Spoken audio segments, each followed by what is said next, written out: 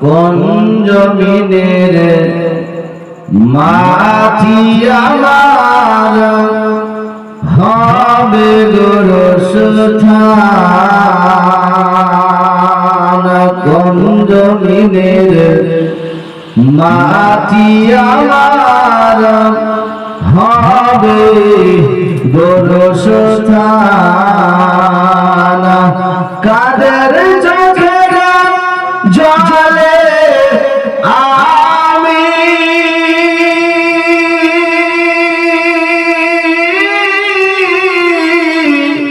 পাব পরিত্রাণ।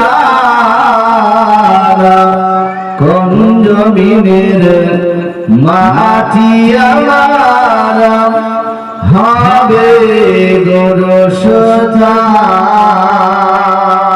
বলতে পারবো যে আমাদের কার কোথায় মাটি হবে? বলতে পারবো যে আমরা ভালো মাটিতে এখন আছি।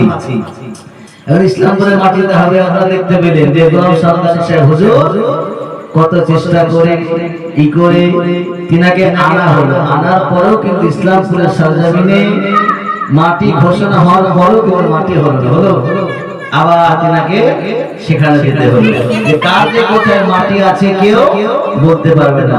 তাই কবি বলে কোন জমিনের মাটি আমার হবে গোরস্থান। কারা আমায় গোসল দিবে, কে আনিবে কাফন। কারা আমায় কেঁদে কেঁদে করে দেবে দাফন। কারা আমার পাশে বসে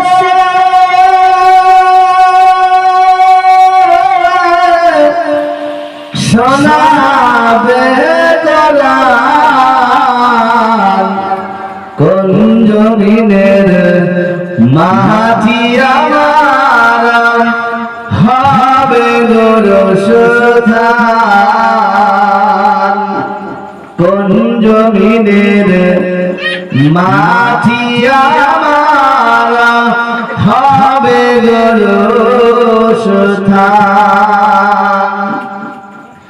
কার কাঁধে চড়ে আমি ওই কবর দেশে যাব,